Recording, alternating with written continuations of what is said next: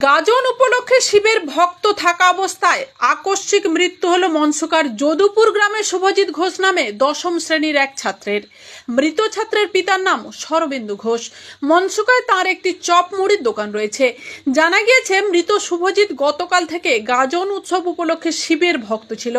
আজ ভোরে সে হব্বিষ্যি সহ দুধ, কলা ও অন্যান্য ফল খাওয়া দাওয়া করে, কিন্তু বেলা 10টা নাগাদ হঠাৎ অসুস্থ হয়ে পড়ে সে। খিচুড়ি অবস্থায় লুটিয়ে পড়ে অল্প সময়ের মধ্যেই।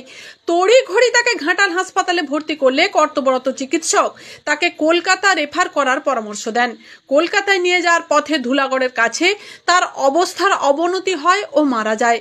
এলাকায় এই স্কুল ছাত্রের মৃত্যু ঘিরে শোকের ছায়া। সে কিসমত দীর্ঘগ্রাম উচ্চ বিদ্যালয়ের ছাত্র ছিল বলে জানা গিয়েছে। তবে এই মৃত্যু ঘিরে রহস্য দানা বেঁধেছে অনেক।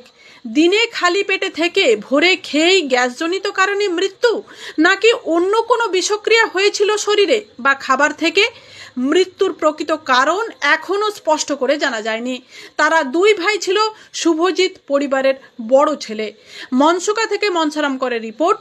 আমি Papiya Bandyopadhyay, republic TV digital media.